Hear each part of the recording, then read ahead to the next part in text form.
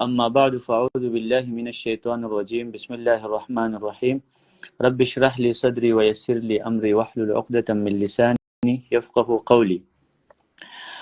اللہ سبحانہ و تعالی کا ارشاد ہے انا نحن نزلنا الذکر وانا له لحافظون، کہ ہم نے قرآن مجید نازل کیا ہے اور ہم نے اس کی حفاظت کی ذمہ داری بھی لی ہے۔ قرآن مجید کی حفاظت اللہ سبحانہ و تعالی نے تو یہ کی ہے کہ وہ تحریف سے محفوظ ہے۔ کوئی شخص قرآن میں اپنے طرف سے اضافہ نہیں کر سکتا، نہ قرآن کچھ آیات نکال سکتا ہے، تحریف اور تبدیل سے بالکل محفوظ ہے۔ اللہ نے یہ ذمہ داری خود لی ہے، اور پھر ہر صدی میں علماء نے قرآن کریم کی خدمت بھی کی ہے۔ شکلیں ہے جس میں سے ایک تفسیر القرآن، ایک حفظ القرآن ہے، حفاظ قرآن مجید کو اپنی سینوں میں محفوظ کرتے ہیں، اور دوسری قسم یہ ہے کہ تفسیر کرنا، اللہ سبحانہ و تعالی کے احکام لوگوں تک پہنچانا اور قرآن مجید کی آیات کی وضاحت کرنا، اس کو تفسیر کہا جاتا ہے۔ اور تفسیر کے باب میں بہت سارے خدمات ہر صدی میں علماء نے کی ہے۔ آج ہم مفسرین کے بارے میں بات کریں گے کہ مشہور مفسرین کون سے ہیں، ان کی کتابیں ہمیں پتہ ہونا چاہیے۔ ظاہر ہے عربی میں یہ خدمت ہوئی اور بعد میں علماء نے مختلف زبانوں میں ان تفاسیر سے استفادہ کیا۔ اگر اردو میں کوئی تفسیر موجود ہو وہ بھی ان تفاسیر سے ماخوذ ہے اور استفادہ کر چکے ہیں۔ سب سے پہلے ہم امام طبری رحمہ اللہ کے بارے میں بات کریں گے، کیونکہ امام طبری سلف کے منہج پر تھے، اور ساتھ وہ متقدمین میں بھی سے ہے، اور ان کی جو تفسیر ہے وہ شامل اور کامل بھی ہے۔ تفسیر طبری معروف ہے، 224 میں ان کی پیدائش ہوئی ہے اور 310 میں فوت ہوئی ہے۔ اس سے معلوم ہوتا ہے کہ امام طبری ابن جریر متقدمین میں سے ہے۔ سلف کے مذہب پر تو صفات میں تعویل نہیں۔ ان کا اپنا پورا نام ہے ابو جعفر محمد ابن جریر ابن یزید الطبری، الامام العلامہ الحافظ المؤرخ۔ تاریخ میں بھی ان کی کتاب ہے، اور احادیث کی باب میں بھی، احکام فقہ میں بھی ان کی کتاب موجود ہے۔ اسم الکتاب تفسیر، جو ان کی تفسیر ہے اس کا پورا نام جامع البیان فی تأویل آی القرآن، قرآن کی کتاب ہے جی۔ الوصف العام للتفسیر، ابن تیمیہ رحمہ اللہ نے اصول التفسیر میں ایک کتاب لکھی ہے جس کا نام ہے المقدمہ فی اصول التفسیر۔ صفحہ نمبر 90 میں طبری کے بارے میں کیا لکھتا ہے؟ کہتے ہیں من اجل التفاسیر المأثورہ، سب سے عظیم تفسیر ہے، وَأَعْظَمِهَا قَدْرًا، اور مرتبے اور مکان ہوا، قد جمع إلى ذلك علوم الكتاب الأخرى، اس میں قراءات کا علم بھی ہے، کیونکہ قرآن مجید کے علوم بہت زیادہ ہیں۔ علوم القرآن کے بارے میں علماء کی کتابیں بھی ہے۔ الزیادۃ والاحسان فی علوم القرآن سب سے جامع کتاب ہے، جس میں 157 علوم کا تذکرہ کیا ہے۔ قراءات ایک علم ہے، اور فقہ الآیات ایک علم ہے، قرآن مجید کی جو احکام کے متعلق آیات ہے، والاحکام الفقہیہ المستفادہ من الآیات۔ طبری قراءات کو بھی ڈسکس کرتا ہے کہ مثلا الحمدللہ رب العالمین الرحمن الرحیم مالک یوم الدین ایک قراءت ہے، اور ایک یہ بھی ہے کہ ملک یوم الدین الف کے بغیر، کہتے ہیں کہ ملک یوم الدین قراءت زیادہ بہتر ہے مالک یوم الدین سے۔ والاحکام الفقہیہ، اسی طرح قرآن مجید کی جو آیات احکام کے متعلق ہیں، نماز، زکوٰۃ، حج، روزے وغیرہ، اس کی بھی وضاحت کرتے ہیں۔ وبیان معانی الآیات من لغت العرب والشعر، اور قرآن مجید کی تشریح کے وقت اشعار عرب سے بھی استدلال کرتا ہے۔ عقیدتہ، مفسر کا عقیدہ سمجھنا بہت ضروری اور اہم ہوتا ہے، کہ آپ عقیدہ سمجھے کہ اس مفسر کس اعتقاد کا حامل ہے۔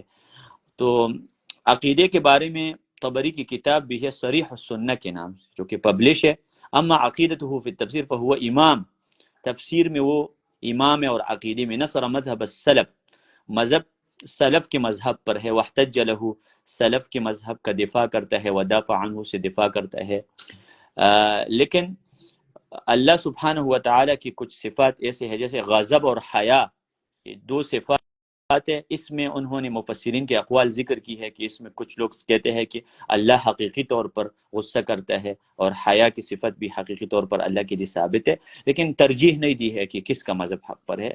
اب اس سے ہم یہ معلوم نہیں کر سکتے کہ طبری تعویل کرتا ہے غضب اور حیا کی صفت میں، لیکن صرف یہ ہے کہ انہوں نے اقوال ذکر کر ترجیح نہیں دی۔ ویسے عموماً وہ اقوال ذکر کرنے کے بعد ترجیح دیتا ہے۔ ابھی موقفہ من الاسانید، اسانید کے بارے میں ان کا کیا موقف ہے؟ التزم ذکر روایت باسانیدہا، طبری کوشش کرتا ہے کہ جب قرآن مجید کی تفسیر کے لیے احادیث ذکر کرتے ہیں سند کے ساتھ کرتا ہے، ولا يتعقبها في الغالب بتصحیح ولا تضعیف، لیکن روایات پر حکم نہیں لگاتا کہ یہ صحیح حدیث ہے یا ضعیف، کیونکہ قرآن مجید کی تشریح احادیث سے ملتی ہے۔ ابھی احادیث میں کچھ ضعیف ہے کچھ صحیح ہے، اس لیے بعد میں محققین اسلام منصور کے نام سے ایک محقق نے طبری کی تحقیق کی ہے، جو روایت ضعیف ہے حکم لگائے ہے اس کے اوپر۔ موقفہ من الاحکام الفقہیہ، فقہی احکام کو کیسے پیش کرتے ہیں ہم نے تفسیر کے اندر، کیونکہ قرآن مجید کے کچھ آیات فقہ کے متعلق ہیں، اور وہ کتنے آیات ہیں اس حوالے سے مقاتل ابن سلیمان نے کہا تھا کہ 500 آیات ہے، بعد میں ابن العربی نے 800 آیات نکالی تھی، کیونکہ اللہ سبحانہ وتعالیٰ کی کتاب کے تمام آیات احکام کے متعلق نہیں ہے، اس میں کچھ کہانی ہے اور مختلف آیات ہے۔ یذکر الاحکام الفقہیہ الواردہ فی الآیہ، آیات کے اندر جو فقہی احکام ہے وہ ذکر کرتا ہے، اور علماء کے مذاہب بھی ذکر کرتا ہے کہ اس مسئلے میں مذہب شافعی یہ کہتا ہے، مذہب حنبلی، وَيَخْتَارُ أَحَدَهُمَا وَيُرَجِّحُ، ایک قول کو پھر ترجیح دیتا ہے علمی دلائل کے ساتھ، خود کوئی مقلد نہیں ہے اور یہ مجتہد مطلق ہے، کسی مذہب کو فالو نہیں کرتا۔ جی، موقفہ من القراءات، قراءات میں بھی کچھ متواتر ہو سکتی ہے اور کچھ شاذ قراءات، ان کا کیا موقف ہے؟ من علماء القراءات المشہورین، طبری مشہور علماء میں سے ہے قراءات کے باب میں، ولذلك یعتنی بذکر القراءات، اسی وجہ سے ان کی تفسیر میں قراءات کا اہتمام موجود ہے، اور شاذ پر رد کرتا ہے۔ موقفہ من الاسرائیلیات، آپ کو معلوم ہے کہ تفسیر کی کتابیں کچھ اسرائیلی روایات کے اوپر مشتمل ہے، طبری کا کیا موقف ہے اس بارے میں؟ کہتے ہیں کہ کعب الاحبار، وہب ابن منبہ اور ابن جریج اور سدی سے اسرائیلی روایت لیتا ہے، لیکن اس کے اوپر نقد کرتا ہے، رد کرتا ہے، جی، لیکن تمام کے اوپر۔ اسی طرح شعر اور نحو اور لغت کے بارے میں ان کا کیا موقف ہے؟ ظاہر ہے مفسر ضروری ہے کہ وہ اشعار سے بھی استدلال کرے، نحو اور لغت میں بھی ماہر ہو، کیونکہ جو عالم بلاغت اور نحو اور صرف میں ماہر نہ ہو ان کے لیے تفسیر کرنا جائز نہیں ہے، اور وہ طالب علم تفسیر طبری کو سمجھ سکتا ہے جو لغت میں مضبوط ہو۔ اس لیے طبری میں پڑھا رہا ہو، مجھے یہ محسوس ہوتا ہے کہ جب تک آپ عربی زبان میں مضبوط نہیں ہے اس کتاب کو نہیں پڑھا سکتے۔ یحتوی علی جمل عظیمہ من المعالجات اللغویہ، نحوی مسائل کو ڈسکس کرتا ہے، اکتسب الکتاب بها شہرتا عظیمہ، ان لغوی مسائل کی وجہ سے اس کتاب کو ایک شہرت ملی ہے، اور کبھی نحوی علماء پر رد بھی کرتا ہے، مذاہب ذکر کرتے ہیں مختلف قراءات کے باب میں۔ دوسرے نمبر پر ہم ماوردی کے بارے میں بات کرتے ہیں کہ طبری کے بارے میں بات ختم ہو گئی، ابھی دوسرا جو مفسر ہے 364 ہجری میں پیدا ہوئے اور 450 میں فوت ہوئے، ماوردی کے نام سے۔ ان کا پورا نام ہے ابو الحسن علی بن محمد بن حبیب الماوردی البصری الشافعی۔ اسم الکتاب، اور کتاب کا نام ہے النکت والعیون، یہ کتاب کا نام ہے۔ عقیدتہ، عقیدہ کیا ہے؟ مؤول اشعری، صفات میں تعویل کرتا ہے اشاعرہ کے مذہب پر۔ آپ کو معلوم ہے کچھ لوگوں نے صفات کے مسئلے میں ابو منصور ماتوریدی کو فالو کیا جو احناف ہے، اور شوافع وہ ابو منصور ابو الحسن اشعری کو فالو کرتے ہیں۔ ان کا کیا موقف ہے صفات کے بارے میں؟ کہتے ہیں اللہ کی جو صفات جس سے تجسیم لازم آتا ہے اس کو ہم نہیں مانیں گے، سلف کے مذہب پر نہیں ہے۔ بہرحال اشاعرہ شحن کتابہ بالتاویل، ان کی کتاب تاویل سے بری پڑی ہے۔ ويختار في بعض المواضع من كتاب قول المعتزلة، کبھی معتزلہ کے مذہب کو بھی ترجیح دیتا ہے۔ وما بنوه على اصول فاسدة ويوفي القدر، تقدیر کے مسئلے میں معتزلہ کا مذہب پر ہے، اور اس لیے امام ذہبی اپنی کتاب المیزان میں لکھتا ہے صدوق فی نفسه لكنه معتزلی، صدوق ہے لیکن وہ معتزلی بھی ہے ساتھ ساتھ، اس کے باوجود بھی کہ وہ صدوق ہے لیکن ساتھ ساتھ معتزلی بھی ہے۔ اور آپ کو معلوم ہے اعتزال کا کیا عقیدہ ہے؟ موقفہ من الاسانید، احادیث کے بارے میں ان کا موقف، لا یذکر الاسانید، احادیث کو بغیر سند کا ذکر کرتا ہے، ولا یعذر روایت الى مخرج من اصحاب الکتب الستہ، کتب الستہ کی احادیث ذکر کرتا ہے لیکن ساتھ یہ نہیں بتاتا کہ بخاری میں ہے حدیث یا مسلم میں ہے کسی اور کتاب میں ہے۔ اور وغالب ما ينقله من الاحاديث واسباب نزول اقوال الصحابہ التابعین هو من تفسیر الطبری، اکثر تفسیر طبری سے استفادہ کرتا ہے ماوردی، کیونکہ بعد میں ہے۔ موقفہ من الاحکام الفقہیہ، فقہی احکام کے بارے میں ان کا کیا موقف ہے؟ تو یہ تو ہم نے بات کی تھی کہ شافعی مذہب ہے اور مذہب میں انتہائی متبحر اور ماہر ہے. اپنے دور میں شوافع کا امام تھا، اور فقہ شافعی میں ان کی کتاب بھی ہے الحاوی کے نام سے، جو کہ 20 جلدوں پر مشتمل ہے اور ابھی تک مخطوط ہے، کسی نے کتاب چھپوائی نہیں ہے. اور فقہی مسائل میں شافعی کے اقوال ذکر کرتے ہیں، اور اسی طرح ابو حنیفہ کا مذہب بھی کبھی ذکر کرتے ہیں، مالک اور داؤد ظاہری، امام احمد کے علاوہ اس کا کوئی تذکرہ نہیں کرتا. اور وہ سمجھتا ہے کہ امام احمد محدثین میں سے تھے، نہ کہ فقہاء میں سے تھے. قرآت کے بارے میں ان کا کیا موقف ہے؟ جو 7 قرآت ہے، 7 وہ ذکر کرتا ہے، اور اسی طرح شاذ قرآت بھی ذکر کرتا ہے، 7 توجیہ بھی بیان کرتا ہے اور قرآت کے معنی. لیکن کہاں سے لی ہے مصادر نہیں ذکر کرتا. اسرائیلی روایت کے بارے میں ان کا موقف یہ ہے کہ ذکر کرتا ہے لیکن کم، اور 7 رد بھی کرتا ہے. شعر اور نحو کے بارے میں ان کا کیا موقف ہے؟ لغت کی کتابوں سے نقل کرتا ہے، مثلا کسائی، فرا، اخفش، ثعلب، مبرد، زجاج، قطرب، ابن قتیبہ وغیرہ علماء سے. ابھی تیسرا جو مفسر ہے اس کی طرف ہم آتے ہیں.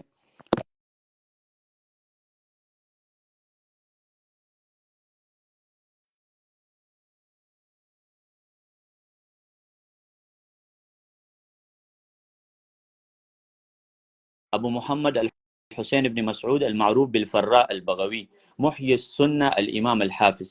ان کو محی السنہ کا لقب دیا گیا تھا کیونکہ یہ سنت زندہ کی تھی. اور ان کی تفسیر کا نام ہے معالم التنزیل. تفسیر میں منہج کیا ہے ان کا؟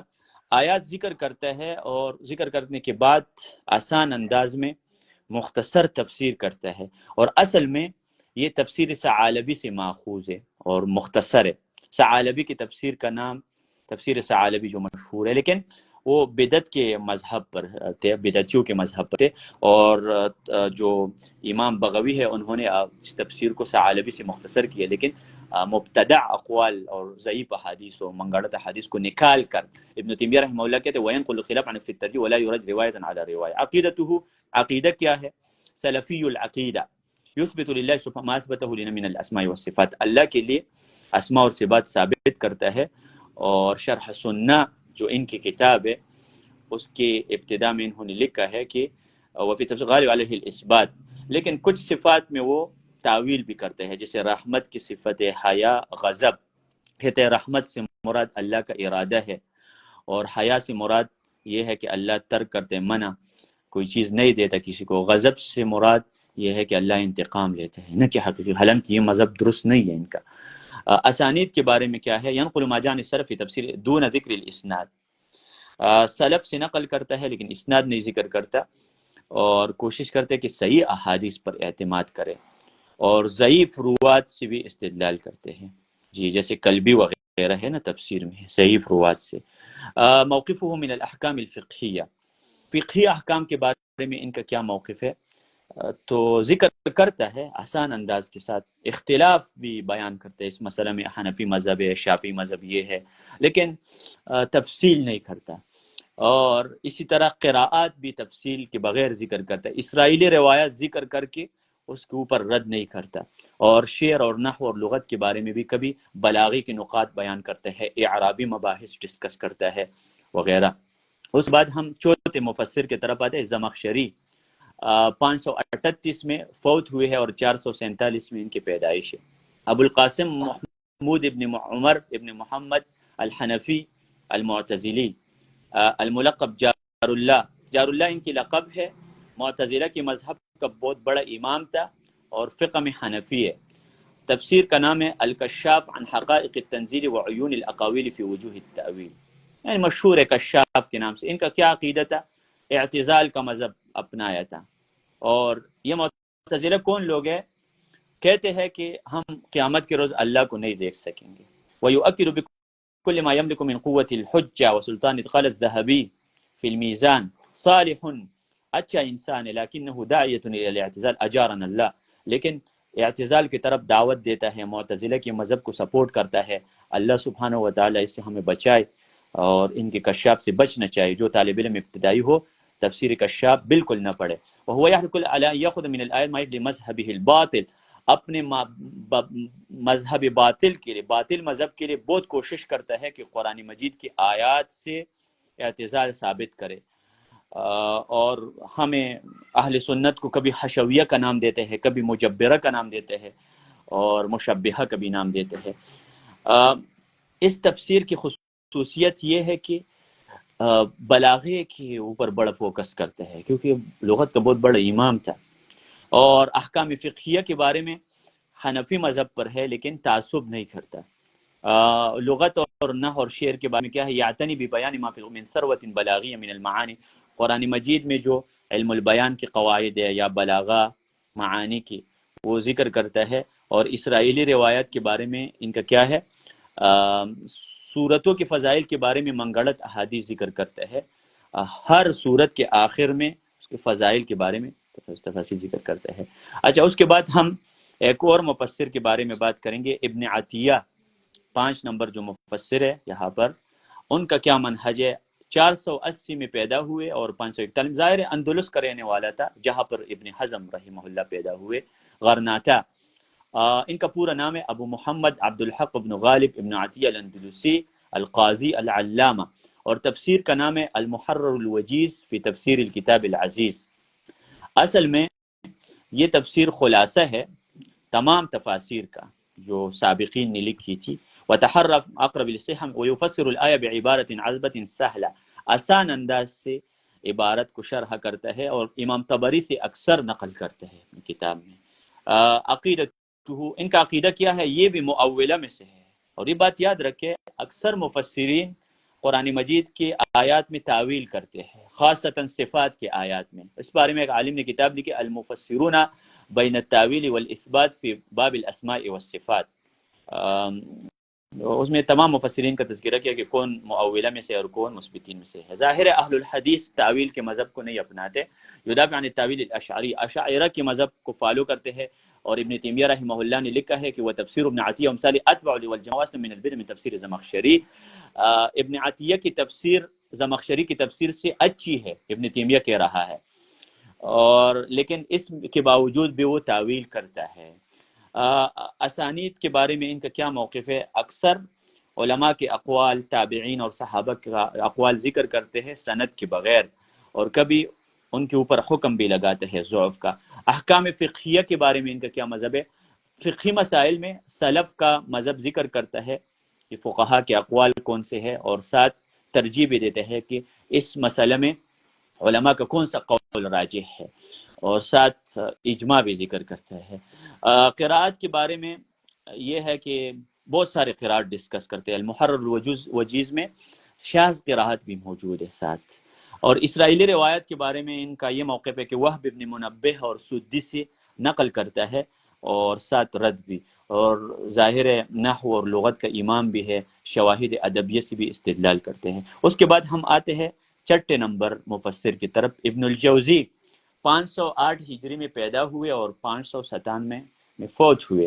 مفسر کا نام ہے جمال الدین عبد الرحمن ابن علی ابن محمد ابن علی ابن محمد الجوزی القریشی التیمی البکری البغدادی، اور تفسیر کا نام ہے زاد المسیر فی علم التفسیر۔ اصل میں یہ حنابلہ کے مذہب پر تھے، اور اگر آپ نے آیات الاحکام پڑھنا ہے حنبلی مذہب کے مطابق، آپ اس کو پڑھ سکتے ہیں۔ یہ قال شیخ الاسلام ابن تیمیہ رحمہ اللہ، لیکن صفات کے مسئلے میں مضطرب ہے، کبھی تعویل کرتا ہے اور کبھی نہیں کرتا۔ قال شیخ ابن تیمیہ رحمہ اللہ فرماتے ہیں ان ابا الفرد نفسہ متناقض فی هذا الباب، اس باب میں، صفات کے باب میں متناقض ہے، اور نہ وہ اس بات کرتا ہے، نہ اشاعرہ کی طرح وہ نفی کرتا ہے، یثبتون تارۃ وینفون کما ہوا، جیسے ابو الوفا ابن عقیل کا بھی یہی منہج ہے کہ نہ اس بات کرتا ہے نہ تعویل کرتا ہے، ان کا منہج کا کوئی جیسے، اور غزالی کا بھی یہی ہے کہ وہ متردد ہے۔ یہ اس کے بعد ابن قدامہ طبقات الحنابلہ میں لکھتا ہے کہ ابن الجوزی اپنے دور کا امام تھا، لیکن میں ان کی کتابوں سے خوش نہیں ہوں۔ جی، اور انہوں نے اپنے تفسیر کے بارے میں بات بھی کی ہے کہ لما رأیت جمہور کتب المفسرین لا یکاد منها یفی بالمقصود، کہتے ہیں کہ تفسیر لکھنے کا سبب یہ تھا کہ میں نے باقی تمام تفاسیر اسٹڈی کی، اور کسی نہ کسی تفسیر میں کمی تھی، ہر تفسیر میں کوئی کمی موجود تھی، اس لیے میں نے کہا کہ تمام تفاسیر کو اس میں اکٹھا کرتا ہوں، اور اصل میں یہ تمام تفاسیر کا خلاصہ ہے۔ احکام فقہیہ کے بارے میں ان کا یہ موقف ہے کہ ائمہ اربعہ کے اقوال ذکر کرتا ہے اور نادراً ترجیح دیتا ہے، کوشش کرتا ہے کہ جمع کرے کہ احناف کا مذہب اس مسئلے میں حنابلہ سے مختلف ہے، اور ظاہر ہے یہ حنبلی مذہب کے مطابق ہے۔ شاذ قرات بھی ذکر کرتا ہے، اور ساتھ ساتھ متواتر بھی۔ اسرائیلی روایت میں سدی سے نقل کرتا ہے، اور نحو اور صرف میں بھی امام ہے جی۔ اور مشکلات القرآن جو ابن قدیبہ کی کتاب ہے، اور اسی طرح مجاز القرآن ابو عبیدہ کی، اور ابو علی الفارسی کی، اسی طرح خطابی کی شأن الدعاء کے نام سے ان کتابوں سے بھی نقل کرتے ہیں۔ اس کے بعد ہم ایک اور مفسر کے طرف آتے ہیں، القرطبی 671 میں فوت ہوئے ہیں۔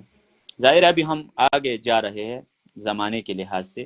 ان کا پورا نام ہے ابو عبداللہ محمد بن احمد بن فرح الانصاری الخزرجی الاندلسی القرطبی الامام، اور تفسیر کا نام ہے الجامع لاحکام القرآن۔ ان کا عقیدہ بھی یہ تھا کہ اشعری ہے عقیدے میں، اور ان کی کتاب ہے الاسنا فی شرح اسماء اللہ الحسنى۔ اگر آپ اس کتاب کی طرف رجوع کریں تو معلوم ہو جائے گا کہ وہ صفات میں تعویل کرتا ہے، اللہ سبحانہ و تعالی کے صفات کا انکار، اور اشاعرہ کے اوپر اعتماد کرتے ہیں، جیسے جوینی ہے، باقلانی، رازی، ابن عطیہ وغیرہ، اور تصوف کے خلاف بھی تھا، متصوفہ کے اوپر بھی ان کا رد موجود ہے۔ اسی طرح ان کے جو کتاب ہے، اپنے کتاب کے بارے میں وہ لکھتا ہے قرطبی، تعلیق وجیز ایک مختصر کتاب ہے، اور اس میں تفسیر کے نقاط موجود ہے، اعراب اور قراءات، اہل بدعت پر رد ہے، بہت سارے احادیث میں ذکر کرتا ہوں ساتھ ساتھ۔ اور احادیث اور اسانید کے بارے میں یہ ہے کہ اکثر نبوی احادیث نقل کر کے اور کوشش کرتا ہے کہ مخرجین کی طرف نسبت کرے کہ بخاری میں ہے حدیث یا مسلم میں ہے وغیرہ۔ فقہی احکام میں کیا کرتا ہے کہ مذہب مالکی کے لیے متعصب نہیں ہے، ویسے تو مالکی عالم ہے، لیکن قرطبی مالکی عالم ہے، لیکن وہ تعصب نہیں کرتا، دلیل کے ساتھ جاتا ہے، کبھی مالکیہ کے اوپر رد بھی کرتا ہے، اور قراءت ذکر کرتے لیکن اعتدال کے ساتھ، کثرت کے ساتھ نہیں۔ اسرائیلی روایات کے بارے میں کہتا ہے کہ میں اکثر اعراض کرتا ہوں، اسرائیلی روایت نہیں ذکر کرتا۔ اس کے بعد ہم ایک اور تفسیر کی طرف آتے ہیں، نصفی کا تفسیر ہے، جو کہ یہ 701 ہجری میں فوت ہوئے ہیں، اور ان کا پورا نام ہے ابو البرکات عبداللہ ابن احمد ابن محمود النصفی الحنفی، اور تفسیر کا نام ہے مدارک التنزیل و حقائق التأویل۔ اشاعرہ میں سے تھے، کیونکہ جو بھی حنفی علماء ہے نا، وہ یا اشاعرہ میں ہے یا ماتریدیہ میں سے ہے۔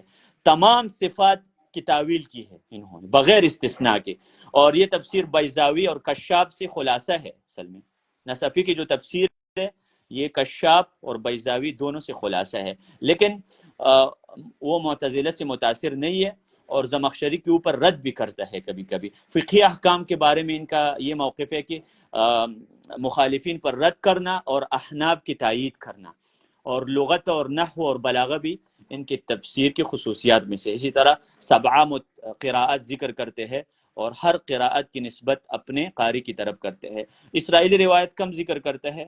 اس کے بعد ہم تفسیر خازن کی طرف آتے ہیں۔ امام خازن 741 میں فوت ہوئے ہیں ہجری۔ مفسر کا نام ہے ابو الحسن علی ابن احمد محمد ابن ابراہیم الشیحی البغدادی الشافعی صوفی، خازن کے نام سے معروف ہے۔ ان کی تفسیر کا نام ہے لباب التأویل فی معانی التنزیل، اور ان کا بھی عقیدہ یہ تھا کہ صفات میں تعویل کرتا ہے، اور کبھی مذہب سلف اور خلف ذکر کر کے ترجیح نہیں دیتا۔ اور اختصر مؤلف من تفسیر البغوی، یہ تفسیر اصل میں بغوی سے مختصر ہے، اور باقی مفسرین سے بھی نقل کیا ہے۔ جی، تو ان کا اسانید کے بارے میں کیا ہے، احادیث نبویہ ذکر کرتا ہے تفسیر کے ٹائم، اور کبھی کبھی بغیر سند کی بھی ذکر کرتے ہیں۔ فقہی احکام کے بارے میں ان کا یہ موقف ہے کہ علماء کے مذاہب اور دلائل، چاروں مذاہب کا ذکر کر کے، اور قراءات جی اسرائیلی روایت زیادہ ذکر نہیں۔ اس کے بعد ہم کلبی کی طرف آتے، ابن جزئی، ان کا پورا نام ہے محمد ابن احمد الکلبی ابو القاسم، مالکی فقہا میں سے تھے، اور اصول اور تفسیر اور لغت کے بڑے علماء میں سے تھے، غرناطہ۔ 1340 میلادی میں فوت ہوئے ہیں، جو کہ 741 ہجری ہے۔ کتاب کا نام ہے التسہیل لعلوم التنزیل، اور اگر ہم دیکھیں یہاں پر کتاب یہ مختصر ہے، انہوں نے مختلف کتابوں سے اختصار کی ہے، اور ساتھ ساتھ بہت سارے علوم ہیں اس کتاب میں بھی۔ جی انہوں نے تفصیل کے ساتھ اپنی کتاب کی عقیدہ میں اکثر صفات میں تعویل کرتا ہے، اور کبھی تفویض کا مذہب بھی اپنا چکے ہیں۔ مثلا رحمت کی صفت کا تعویل کرتے ہیں کہ رحمت سے مراد اللہ کا احسان ہے، اور ساتھ رحمان اور رحیم میں بھی تعویل کیا ہے۔ اور جو حیا کی صفت ہے اس میں وہ معولہ میں سے نہیں ہے، مثبتین میں سے ہے، کہتے ہیں کہ حیا حقیقی صفت ہے اللہ تعالیٰ کے لیے۔ اور اسی طرح استحضاء کی جو صفت ہے اللہ کے لیے، اللہ یستہزئ بہم، تین اقوال ذکر کر کے کبھی رد کرتا ہے معولہ پر، لیکن کبھی تعویل کی طرف بھی جاتا ہے۔ فقہی مسائل میں ان کا کیا موقف ہے؟ شافعی اور ابو حنیفہ کے مذہب کے درمیان مقارنہ اور کمپیر کرتا ہے، اور انہوں نے معتدل مذہب اپنائے ہے اس مسئلے میں، اگر کہ وہ فقہاء مالکیہ میں سے ہے۔ اسی طرح ابھی ہم ایک اور مفسر کی طرف آتے ہیں جن کا نام ہے ابو حیان، 745 ہجری میں وفات ہے، اور ان کا پورا نام ہے ابو عبداللہ محمد بن یوسف بن حیان الاندلسی الغرناطی، یہ بھی غرناطہ کا تھا، ابو حیان کے نام سے معروف ہے، اور تفسیر کا نام ہے البحر المحیط۔ علماء کہتے ہیں کہ ان کی تفسیر میں نحوی مباحث بہت زیادہ ہے، اور اصل میں یہ تفسیر کی کتاب نہیں، یہ نحو کی کتاب ہے، کیونکہ اگر آپ چاہتے ہیں نا کہ قرآن مجید کی نحوی تحلیل کریں، ان کی تفسیر کی طرف رجوع کریں، بہت زیادہ فوکس ہے مباحث نحویہ کے اوپر۔ عقیدہ کیا ہے؟ معول اشعری ہے۔ ابھی آپ دیکھ سکتے ہیں کتنی مفسرین اشاعرہ سے متاثر ہے، سلف کا مسلک نہیں ہے یہ۔ ابن عطیہ اور زمخشری اور رازی اور باقلانی کے اوپر اعتماد کرتا ہے اپنی تفسیر میں۔ اور اگر ہم دیکھیں کہ احکام فقہیہ میں 4 مذاہب کا تذکرہ کرتا ہے، اور فقہ کی کتابوں کے حوالے بھی دیتے ہیں ساتھ ساتھ۔ جی اس کے بعد اگر ہم دیکھیں ابن کثیر کی طرف آئے، 774 میں فوت ہوئے ہیں، اور ابن تیمیہ کے شاگردوں میں سے تھے۔ ان کا پورا نام ہے عماد الدین ابو الفدا اسماعیل ابن عمر ابن کثیر الدمشقی الشافعی۔ کتاب کا نام ہے تفسیر القرآن العظیم۔ تفسیر ابن کثیر سے معروف ہے، اور اصل میں یہ طبری کے بعد دوسری نمبر پر ہے جو قرآن کی تفسیر قرآن کے ساتھ کرتا ہے، یا قرآن کی تفسیر حدیث کے ساتھ کرتا ہے، اور عقیدہ میں سلفی ہے، کیونکہ ابن تیمیہ کے شاگردوں میں سے ہے نا، تو کیوں سلفی نہیں ہوگا؟ ہاں جی، بیان عقیدت السلف، کہتے ہیں اللہ کے لیے سمع بھی ثابت ہے، بصر بھی ثابت ہے، اللہ کا آنکھ بھی ہے، چہرہ بھی، علم، سب، رضا، سخط، محبت، بغض، خوشی، ہنسنا، یہ سارے اللہ کی صفات ہیں، ہم ان کے لیے ثابت کرتے ہیں بغیر کیف کی۔ اور فقہی احکام میں وہ اکثر علماء کے اقوال ذکر کرتے ہیں اور مناقشہ بھی کرتا ہے، مجتہد ہے، کوئی مقلد نہیں ہے کسی خاص مذہب کا۔ اس کے بعد تفسیر ثعالبی کے بارے میں اگر ہم بات کریں تو 876 ہجری میں فوت ہوئے، اور مفسر کا نام ہے ابو زید عبد الرحمن ابن محمد ابن مخلوب الثعالبی المالکی الجزائری۔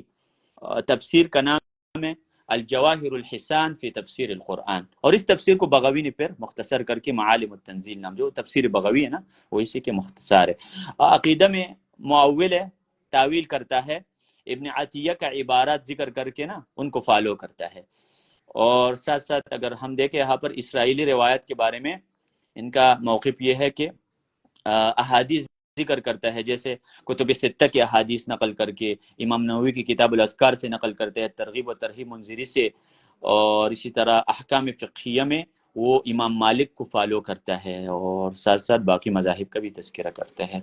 شاذ اور متواتر قرات دونوں ذکر کرتے ہیں ساتھ ساتھ۔ اس کے بعد ہم آتے ہیں تفسیر جلالین کی طرف، یہ ابھی میں پڑھا بھی رہا ہوں۔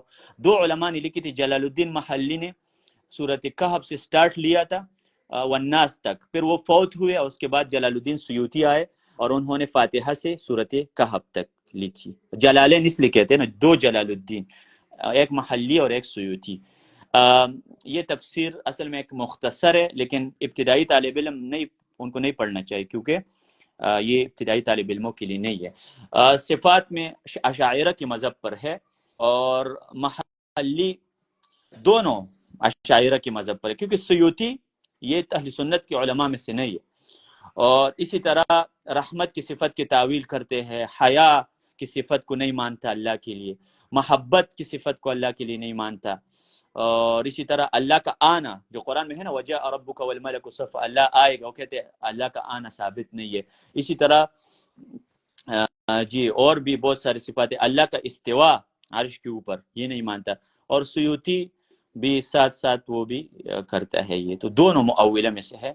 اور اس کے بعد اگر ہم آئے تفسیر ابو سعود کی طرف آتے ہیں، جو کہ 982 میں فوت ہوئی ہے، اور مفسر کا نام ہے ابو سعود محمد بن مصطفیٰ العمادی الفقی الحنفی الاصولی الشاعر۔ ان کی ایک تفسیر کا نام ہے ارشاد العقل السلیم الی مزایا الکتاب الکریم۔ مؤول ہے، اشاعرہ کے مذہب پر ہے، تمام صفات میں امام راضی کو فالور ہے، اور امام راضی کی باتیں نقل کر کے صفات کے مسئلے میں اس کے اوپر اعتماد کرتا ہے۔ اور ان کی جو تفسیر ہے نا، نہ زیادہ طویل ہے اور نہ زیادہ مختصر ہے، اور کشاف اور بیضاوی سے بھی استفادہ کر چکا ہے۔ تمام مذاہب ذکر کرتے ہیں، مناقشہ بھی ساتھ۔ قرات میں بھی مناسبت کے اوپر زیادہ فوکس کرتے ہیں کہ اس آیت کی پچھلی آیت کے ساتھ کیا ربط ہے، کیا مناسبت ہے۔ جی اسرائیلی روایت کم ذکر۔ اس کے بعد ہم شوکانی کی طرف آتے ہیں۔ اہل حدیث کا امام 1250 ہجری میں فوت ہوئے ہیں، محمد بن علی بن محمد بن عبداللہ شوکانی الصنعانی، اور ان کی تفسیر کا نام ہے فتح القدیر الجامع بین فنی الروایہ والدرایہ من علم التفسیر۔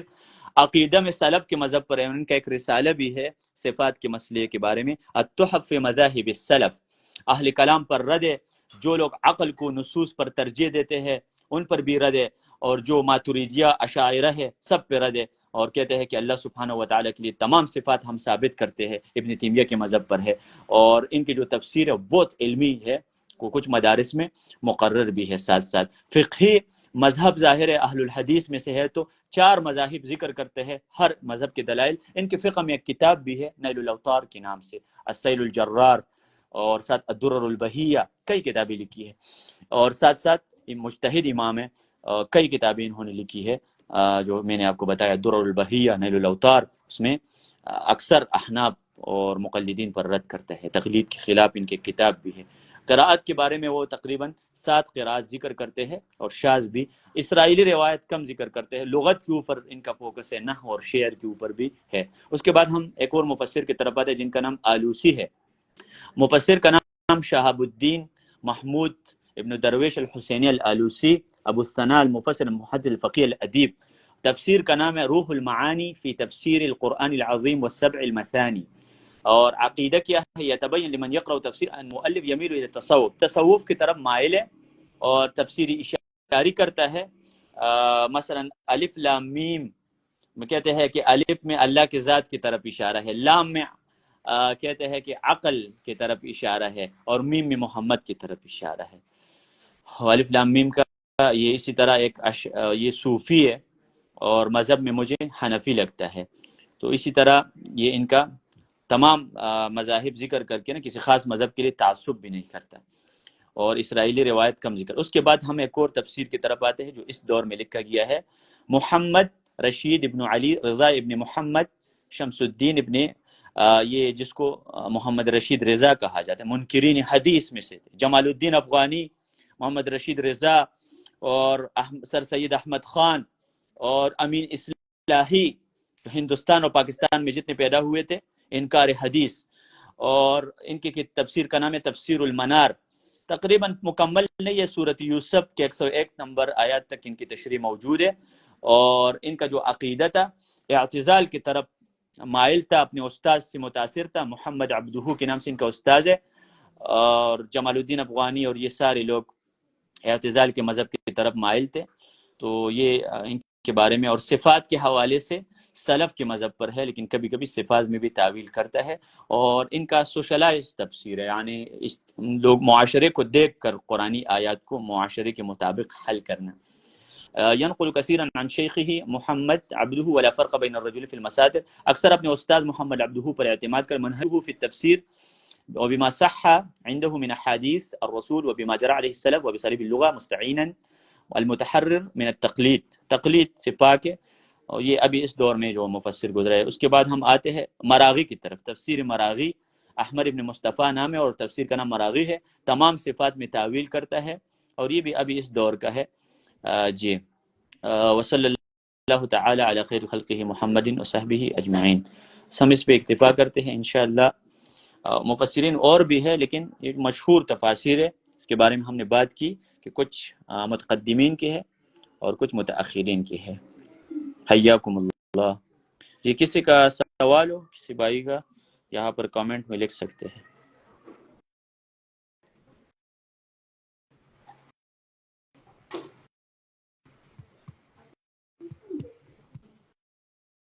جی،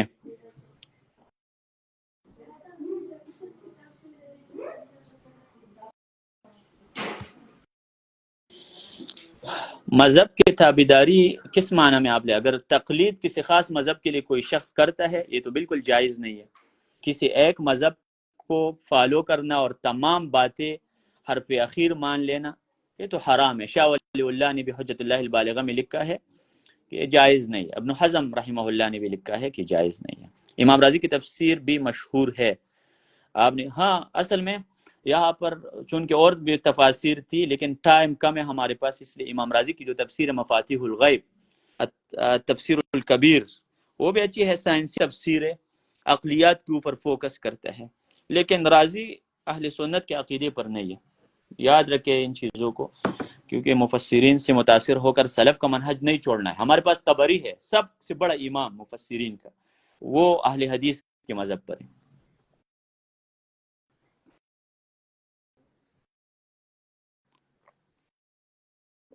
یہ کسی کا کویسچن ہو وہ کامنٹ میں لکھ سکتا ہے۔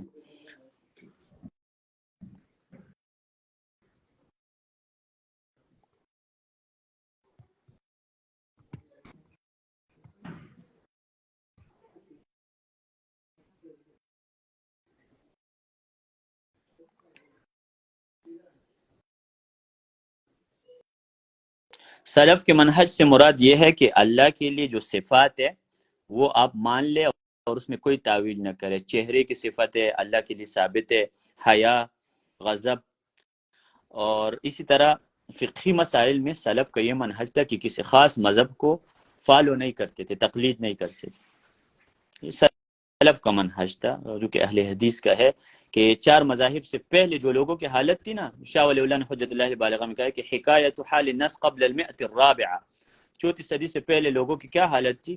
کوئی کسی خاص مذہب کا مقلد نہیں تھا۔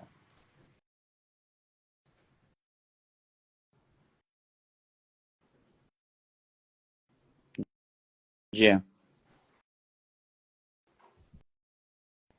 ماتوریدی وہ لوگ ہیں جو ابو منصور ماتوریدی 238 میں جو پیدا ہوا تھا ان کے پیچھے چلتے ہیں، اور اشاعرہ وہ ہے جو ابو الحسن الاشعری کے پیچھے چلتے ہیں۔ اشعری لوگ اور ماتوریدی لوگوں کے ساتھ ہمارا عقیدے میں اختلاف ہے۔ وہ لوگ کہتے ہیں اللہ کے لیے ہم چہرہ نہیں مانتے، ہاتھ نہیں مانتے، اللہ کی صفات کے منکر ہے۔ ہم کہتے ہیں اللہ کا ہاتھ بھی ہے، چہرہ بھی ہے، آتا بھی ہے، نزول بھی کرتا ہے، سارے صفات ہے، لیکن ہم کیفیت اللہ کے حوالے کرتے ہیں۔ آج کل جتنے بھی حنفی اور شافعی ہے وہ تو یا ماتوریدی اور اشعری ہے، اور احناف کہتے ہیں ہم شاعر اور ماتوریدی دونوں ہیں صفات کے باب میں۔ سلف کا مسلک یہ نہیں تھا، سے ہٹ کر انہوں نے اعتراف بھی کیا، جیسے ابن عاشور التحریر والتنویر میں لکھتے ہیں کہ سلف کا مذہب تعویل نہیں تھا بلکہ اثبات تھا۔ اشاعرہ اور ماتوریدی تعویل کرتے ہیں نا، تعویل کا مطلب ہے اللہ کے جو صفات ہے اس کو حقیقی معنی نہ لینا بلکہ دوسرا معنی لینا، مجازی۔ جیسے ید ہے، یہ کہتے ہیں کہ اس سے مراد قدرت ہے، نہ کہ اللہ کا ہاتھ ہے۔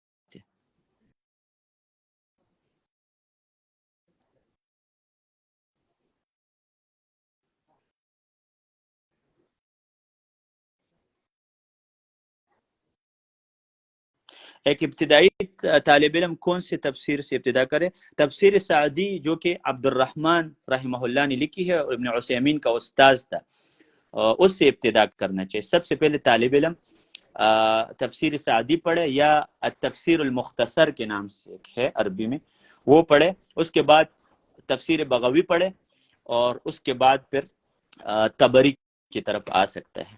یہ منہج ہے، تفسیر سعدی اور التفسیر المختصر پڑھے، اس کے بعد بغوی، اور اس کے بعد آپ طبری پر آ سکتے ہیں۔ لیکن اگر باقی تفاسیر پڑھ رہے ہیں جیسے جلالین، المحرر الوجیز، ابن عطیہ یا رازی، اور آپ پہلے عقیدت سیکھیں اور پھر وہ تفاسیر پڑھیں، ایسے نہیں، کیونکہ جب تک آپ کو سلف کا منہج پتہ نہیں، اور وہ رسالہ بھی پڑھے المفسرون بین الاثبات والتاویل، تفہیم القرآن مودودی کے، جب ہمارے پاس اتنی تفاسیر موجود ہے عربی میں، تو ہمیں کیا ضرورت ہے مودودی کی؟ بالکل اس کو نہیں پڑھنا چاہیے. مجھے کیا ضرورت ہے میں مودودی پڑھوں؟ جو لوگ اردو میں پڑھنا چاہتے ہیں تو الحمدللہ ہمارے علماء جیسے عبدالسلام بٹوی ہے اور ساتھ عبدالسلام رستمی ہے اردو میں، ان کی تفسیر ہے 9 جلدوں میں، اور ساتھ ابن کثیر کا اردو ترجمہ موجود ہے، وہ پڑھے.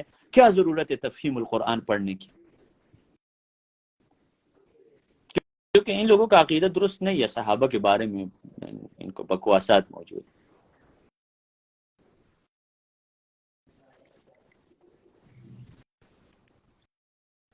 جی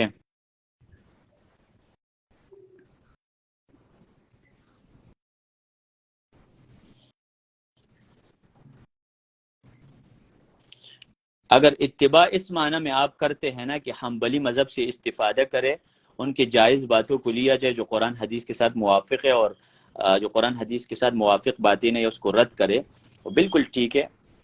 تقلید جائز نہیں ہے، تعصب نہ کرے. باقی کسی مذہب کو اتباع کرنا، صرف اس کو پڑھنا، یہ تو حرام نہیں ہے. مذاہب کو پڑھ سکتے، علماء نے خدمت کی ہے، اس میں تعصب نہیں کرنا چاہیے صرف.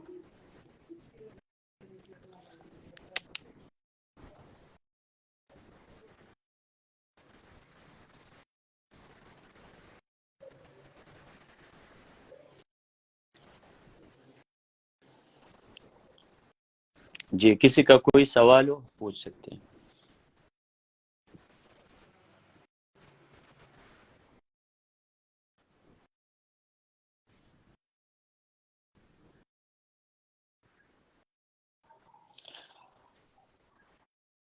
یہ بھائی کا سوال ہے کہ اپنے آپ کو حنبلی کہہ سکتے ہیں یا حنفی وغیرہ. تو میں کہتا ہوں کہ دیکھیں، پھر کیا ضرورت ہے کہ اپنے آپ کو حنبلی کہے؟ سیدھا کہو ہوا سماکم المسلمین، میں مسلم ہوں، یا اہل الحدیث کہو کہ میں ایک مسلمان ہوں تمام. کیونکہ جب آپ اپنے آپ کو حنبلی کہیں گے نا، پھر یہ ہوگا کہ باقی مذاہب کے ساتھ تھوڑی سی نفرت پیدا ہو جاتی ہے. تو ضرورت ہی نہیں ہے حنبلی لکھنے کا. کیوں حنبلی لکھ رہی ہے؟ تمام مذاہب کو پڑھے اور پھر جو حق کا قریب ہے اس کو لے لے. اور ضرورت نہیں ہے کہ آپ نسبت کر دیں. کیا حنبلی مذہب سے پہلے، حنبلی مذہب کب وجود میں آیا تھا؟ بہت بعد میں آیا تھا. اس سے پہلے لوگ اپنے آپ کو کیا کہتے تھے حنبلی؟ کیا وہ جنتی ہے یا جی؟ یعنی 34 صدی سے پہلے جب تقلید نہیں تھا تو لوگ کس مذہب کو فالو کرتے تھے؟ ظاہر ہے سب کہتے ہیں کہ وہ کسی خاص مذہب کو فالو نہیں کرتے. تو کیا وہ لوگ جنت گئے ہیں یا نہیں؟ آپ بھی حنبلی اور وغیرہ کے علاوہ آپ جا سکتے ہیں جنت میں. امام ابو حنیفہ جو کرتے وہ کیا صحیح ہے. امام ابو حنیفہ کے اوپر کچھ علماء نے جرح کیا ہے کہ وہ ضعیف راوی تھا یا جو بھی تھا. اس میں تحقیق کرنے چاہیے. ویسے وہ ایک محترم ہے ہمارے لیے، لیکن اس میں کوئی شک نہیں ہے حدیث میں ضعیف ہے. عبداللہ ابن مبارک کہتے ہیں کان مسکینا فی الحدیث، حدیث میں مسکین تھا، فقیر، ان کے پاس حدیث نہیں تھی. اور یہ حق مذہب ہے. لیکن امام ابو حنیفہ رحمہ اللہ کو برا بلا کہنا اور ان کی طرف غلط باتیں منسوب کرنا درست نہیں ہے. وہ اہل سنت کے ائمہ میں سے تھے. صفات کے مسئلے میں بھی وہ کسی غلط مذہب پر نہیں تھے. اشاعرہ و ماتریدیہ. ان کی کتاب الفقہ الابسط، الفقہ الاکبر، اس میں لکھتے ہیں من قال ان یدہ قدرت فقد کفر، جو کہتے ہیں اللہ کے ہاتھ سے مراد قدرت ہے وہ کافر ہے. یعنی اشاعرہ اور ماتریدیہ کو وہ غلط سمجھتے ہیں. سلف کے مذہب پر تھا، ٹھیک ہے، ارجاء ان میں پایا جاتا تھا، ارجاء کی جو صفت ہے. جرح سے خالی نہیں ہے کوئی بھی شخص. جرح سے بخاری کی 80 روات پر بھی جرح ہے.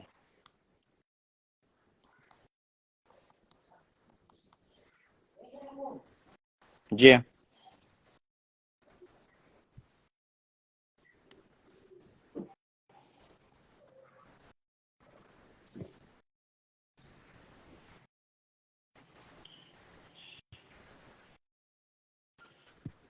ٹھیک ہے، انشاءاللہ پھر اگلے سیشن میں ہم جوائن کریں گے. جی عربی کو کیسے بہترین بنائے؟ تو عربی جو میں جو کتابیں ہیں العربیۃ بین یدیک 3 جلدیں وہ پڑھے، اور ساتھ العربیۃ للناشئین 6 جلدیں وہ پڑھے، الکتاب الاساسی پڑھے، اور ساتھ نفحۃ العرب کے نام سے کتاب ہے، اردو میں شرح بھی ہے اس کے اوپر، تکمیل الادب. جی امام مالک سے ثابت نہیں ہے کہ وہ نماز میں ہاتھ نہیں باندھتے تھے، یہ کوئی ثابت نہیں کر سکتا. ویسے لوگ غلط نسبت کرتے ہیں ان کی طرف کہ وہ ہاتھ نہیں باندھتے تھے نماز میں، اس کی کوئی دلیل نہیں۔ جی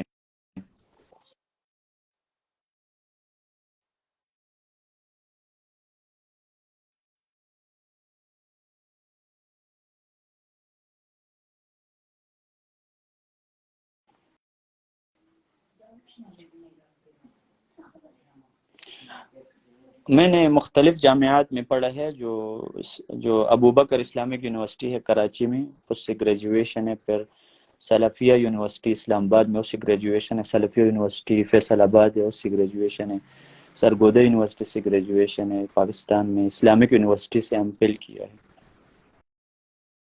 یہ میں نے بہت سارے مدارس سے پڑھا ہے، احناف کا اور اہل حدیث کا۔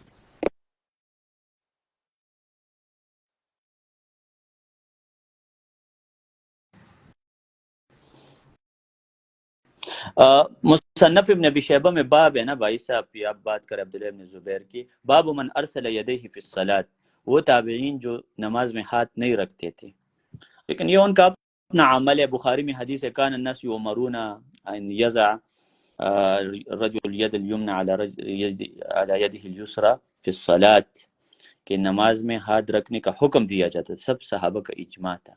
اس طرح اگر ہم تابعین کا عمل لے لیں پھر تو دین میں بہت سارے مسائل ہیں۔ یہ مالکیت سے آپ خود پوچھے کہ آپ تابعین کے کتنے اقوال کو چھوڑ چکے ہیں رسول اللہ کی حدیث کی وجہ سے۔ یہ ہمارا منہج ہے کہ رسول اللہ کا عمل آ جائے، حدیث میں ہاتھ رکھو، کہاں پر رکھو وہ الگ مسئلہ ہے، لیکن ہاتھ رکھنا تو بخاری میں ہے نا، وہ تو ضعیف نہیں ہے۔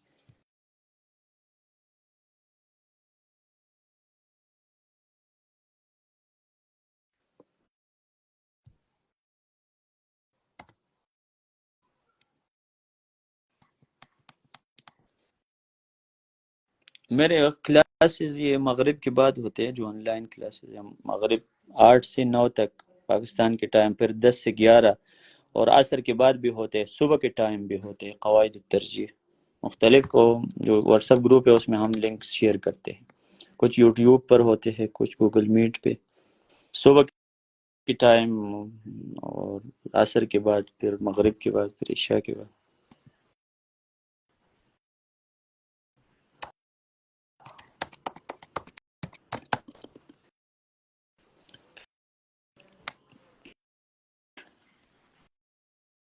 یہ وہ پیغمبروں نے لوگوں سے کہا تھا کہ میں آپ سے کوئی فیس نہیں لیتا، ان اجری الا علی اللہ، یہ جو میں کلاسز لے رہا ہوں اس کی میں فیس نہیں لے رہا، باقی اگر کوئی مجھے فیس دینا چاہتے ہیں تو کون ہے جس کو پیسے پسند نہیں ہے، سب کو تو پیسے پسند ہے، لیکن میں کوئی فیس نہیں لے رہا بھائی صاحب، میرا فیس اللہ دیتا ہے۔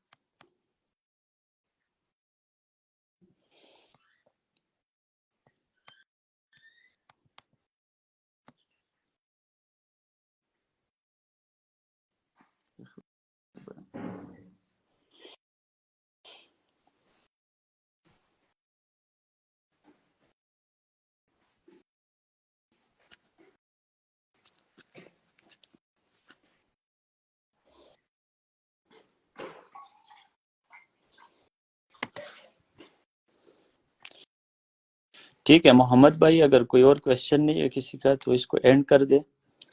آپ کو آواز آ رہی ہے میری؟ جی سر، جزاکم اللہ خیر آپ کا وقت دینے کے لیے، بارک اللہ ٹھیک فیکم۔ ہے۔ اچھا میں لیپ ٹاپ سے جوائن نہیں کیا آج، اپنے موبائل 5% لوگ اس عقیدے میں مبتلا ہے۔ جی شیخ، انشاءاللہ گوگل میٹ پر ہم لوگ عقیدہ الواسطیہ کی کلاس شروع کریں گے انشاءاللہ۔